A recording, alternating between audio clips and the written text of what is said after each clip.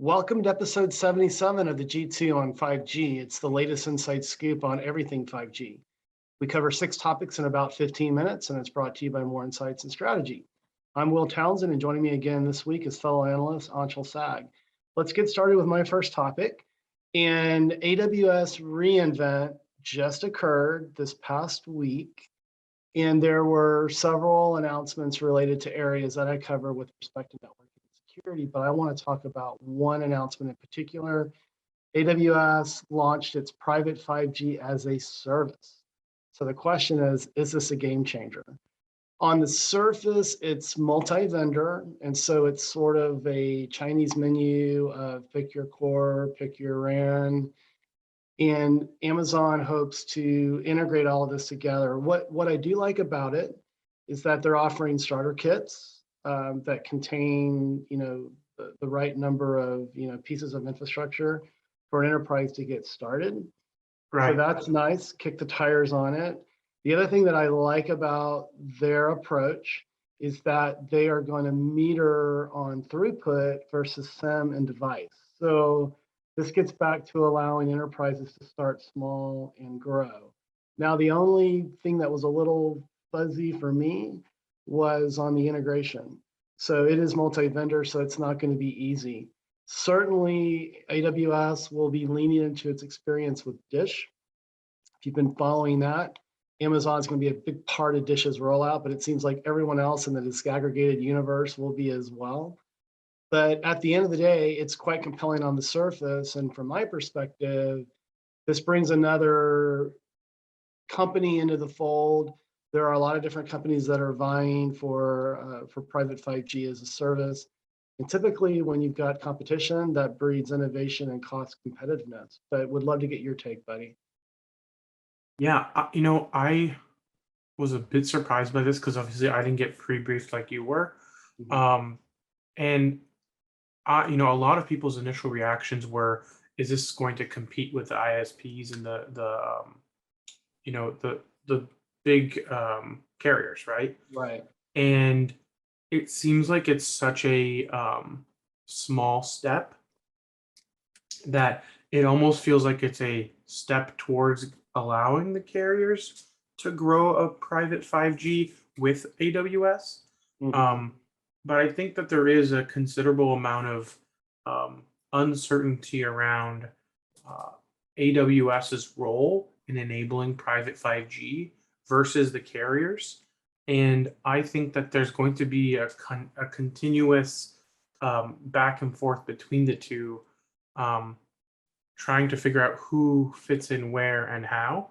Mhm. Because I saw a recent story that in Europe, the ISPs are wanting the CSPs to pay for their network upgrades. So Mhm. there's definitely a certain level of animosity that I think is inherently there because I think the carriers want to take advantage of 5G and grow their businesses, but at the same time they aren't doing remotely as much work as the CSPs are to enable it. Right. I agree. I also believe that there are multiple routes to market with private 5G. So a slice of a public carrier network, as well as, as a service solutions. A company called Solona has been in market. I've spoken about Solona in the past. They're leveraging HPE's channel to drive and find opportunities there. And I expect Dell, with its Apex IT consumption model, will be offering 5G as a service, and I wouldn't be surprised if Cisco does the same down the road. So there will be conflict here, but I believe choice is a good thing. But we'll see how it turns out. But let's go to your first topic this week, and you just got back from Hawaii, and you were with Qualcomm at the Snapdragon Tech Summit, and you want to share some of your insights from that event. Yeah, so I just got back. I haven't even had a chance to unpack because I got in so late last night. Um, and yeah, it was a full 3-day event. I was there for 5 days, but the beginning and end are usually people coming in and out. So it was 3 days, jam packed. There were 3 really big announcements, and then there were some other kind of side announcements that came along with that. But the big three were, one, the Snapdragon 8 Gen 1. So they've now changed the numbering scheme away from a 3-digit scheme and are doing a single number and just talking about generations. We'll see what happens when they have more than one product in each category. That will be interesting to see what they do there. But I think that the 8 Gen 1 is interesting because it has a Snapdragon X65 modem, which is the best modem Qualcomm makes today. Mhm. And it has all the capabilities of 5G, and it's an integrated modem, so it's going to be a really solid product overall. And it adds all kinds of carrier aggregation across millimeter wave, mid band, low band, and they're saying that it's capable of 10 gigabits per second, which is a big deal because that's way faster than what people have expected from 5G ever. It's kind of the peak, but the funny part is we had a discussion. We were talking about what carrier has enough spectrum to allow 10 gigabits per second to begin with, Mhm. because you need multiple carriers in the midband in addition to carriers in millimeter wave. But it's a very powerful processor, has all the latest IP from ARM on the CPU side, and it also has the latest GPU IP, the crazy ISP.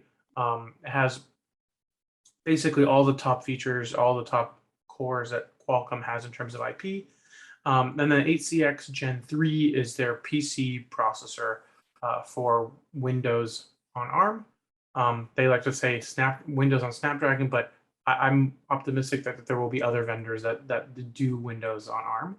And it sounds like there's going to be announcements coming down the road next year at Build, where Microsoft will announce more ARM-friendly software developments, which have been a long time coming and will likely be part of Windows 11. And then the big announcement that no one was expecting was the new Snapdragon G3X, which is a gaming-focused processor, which is specifically actually going to go into a handheld gaming developer device, which is like the best way to compare it to is like a Switch.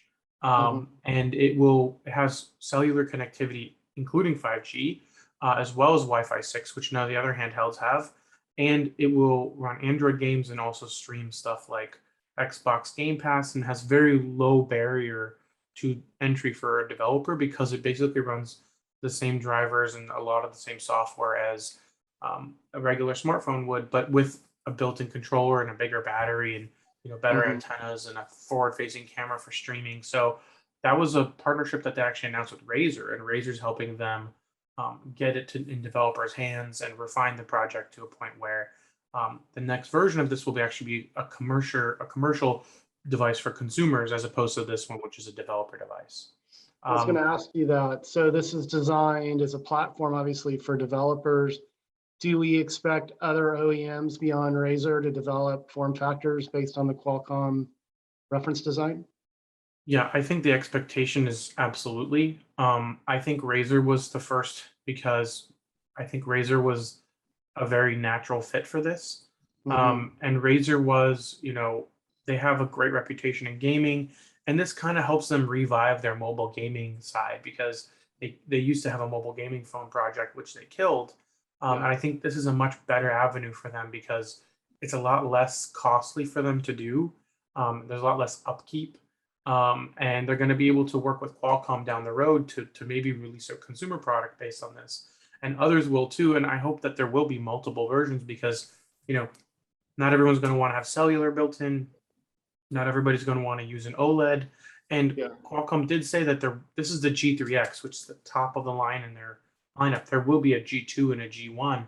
And they're saying that the G1 might even be, a streaming only device. So a handheld that's really light and really cheap that only streams games through the cloud, which would definitely require a modem, but could be fully subsidized by carriers to the point where it would be free and you just pay for the service plus the game streaming. So that would be a really interesting model, and I'm really hoping that's something that comes fairly soon.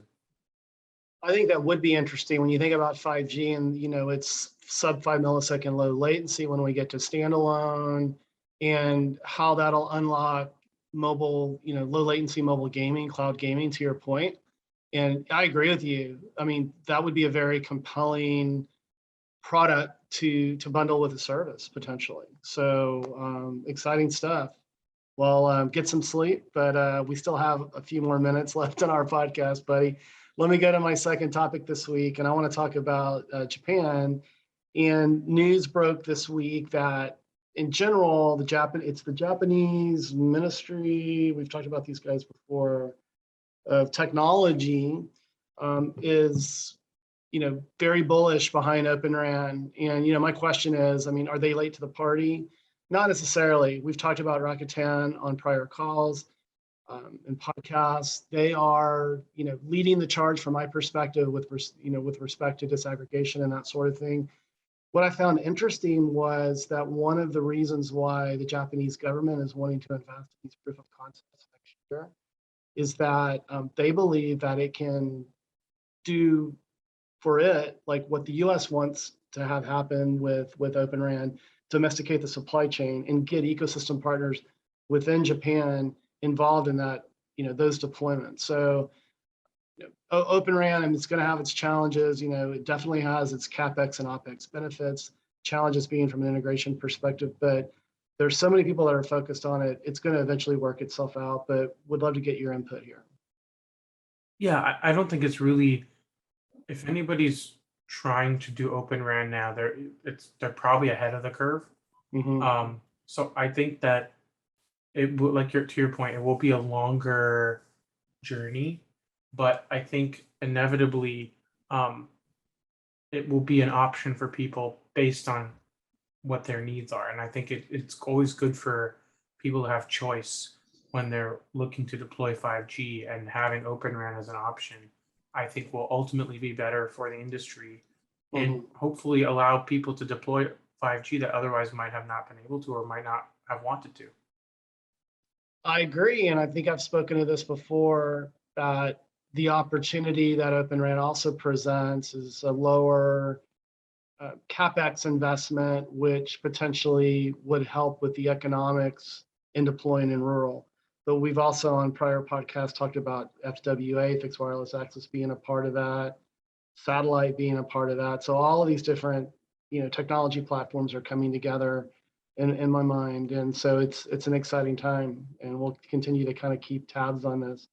But let's move to your second topic this week, and you want to talk about Verizon and AT&T and some insights around their C-band deployment.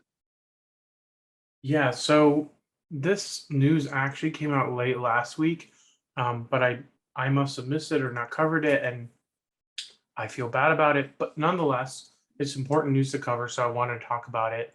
Sure. And it's the fact that Verizon and AT&T have decided to delay, or not delay, but reduce their power levels for their C-band deployment in order to appease the FAA and get their rollouts going instead of continuing to delay beyond January. And I'm not sure if they even accepted it yet.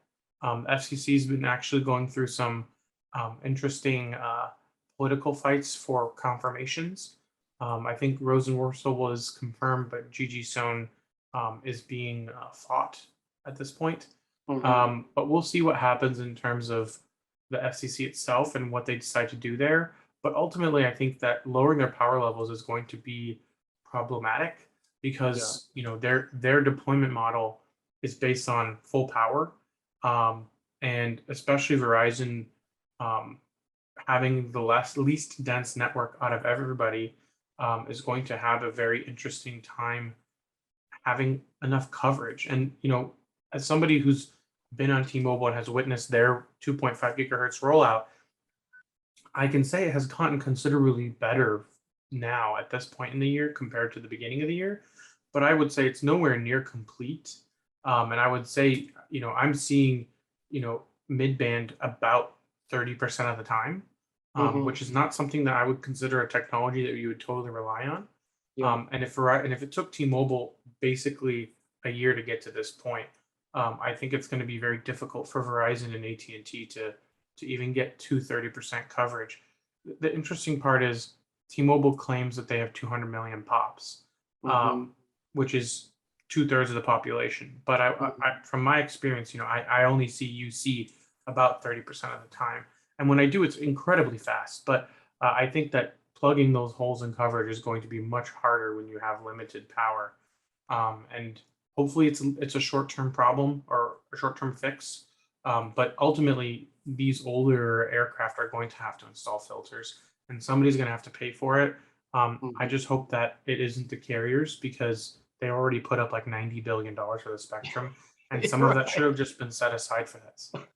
Yeah, I mean, I continue to kind of chuckle about this. How could two governmental agencies not coordinate better when this was known for over a year, for quite some time?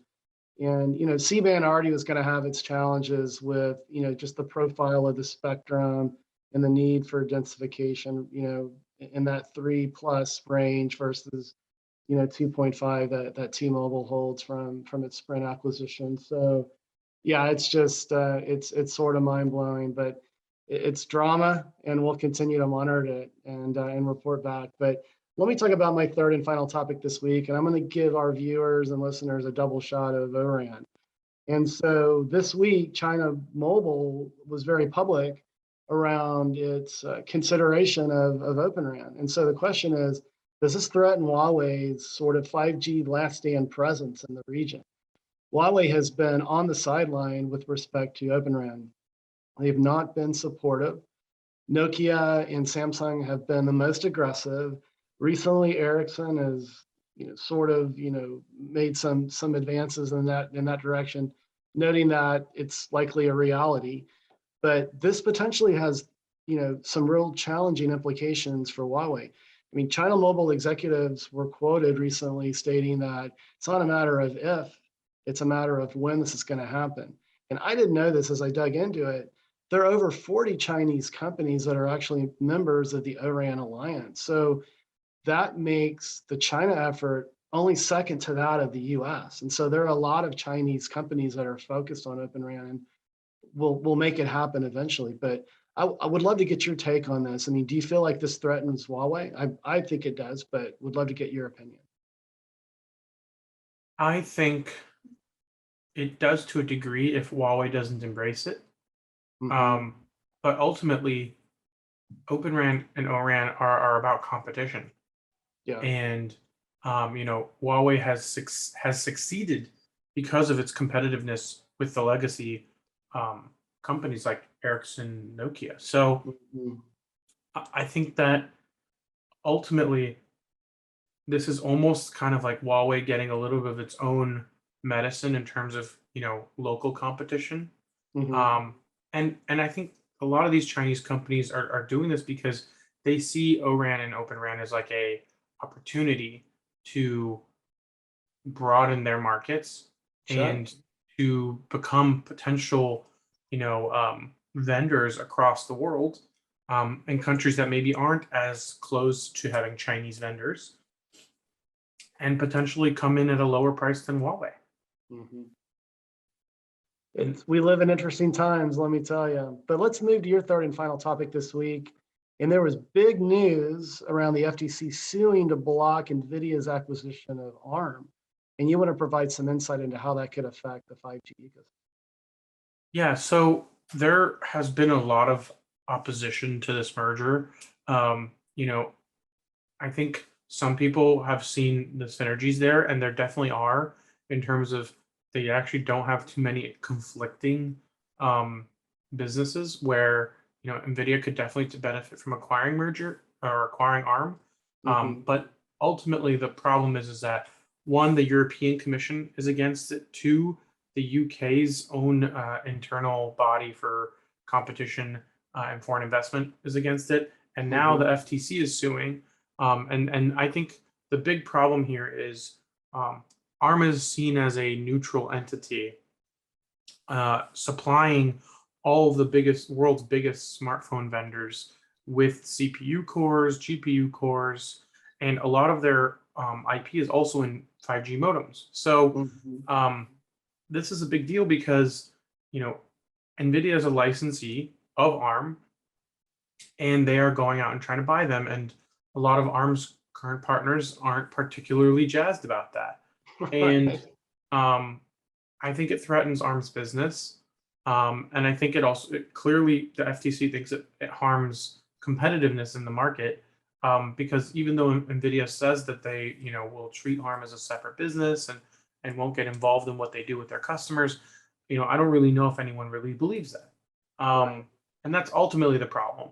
But on top of that, the big reason why this is all happening is because SoftBank currently owns ARM, and Mhm. SoftBank is in a fairly precarious financial position.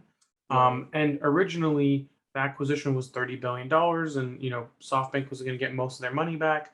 And now, because Nvidia's share price has gone up, it's actually a $75 billion merger. So um, SoftBank really wanted this to happen because they were going to make a big profit, which they Yeah. needed because they've been losing a lot of money in a lot of their investments. So it's a really weird situation. Um, the FTC has a new chair who is very anti big merger, so this may be a part of that as well. I Mhm. think her last name is Khan. I forget her first name, but Yeah. um, she's very antitrust and has been very critical of a lot of mergers. So this is probably a component of that as well. And I just think that when you look at overall climate today, um, this has this has actually helped grow some other competitors to ARM, like Risk Five and all of their partners, because before this merger was announced, those companies had a lot less attention and a lot less momentum than they do now. And I think that because ARM and SoftBank have opened Pandora's box, I'm not sure they'll ever actually be able to close it back up again. Yeah. It's interesting. I see the concerns, around, to your point, given the fact that ARM supplies all of those components to so many different, OEMs. But it'll be interesting to see how this all winds out. It's not looking very good at this point, right? When you look No, at I what's mean, happening in the US and other parts of the world. when you look at ARM's customers, they're the MediaTeks, they're the Qualcomms, they're the NVIDIAs, but Right. there's also a bunch of server vendors too that also care about this because NVIDIA is also in the server space. So Hmm. it's a very complicated situation, and nobody really knows what will happen to ARM if this gets fully blocked. Which honestly, at this point, with three different regulatory agencies being against it, I think it's going to be very difficult for it to go through. Yeah.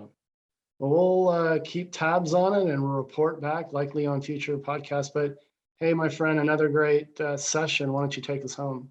Absolutely. We hope our viewers and listeners found this week's topics interesting. If anyone would like to reach out for and provide insights for a future topic, for a future podcast, please reach out to us on social media. Will is at Willtown Tech, and I'm at Anshel. We hope you have a great weekend, and please tune again next week.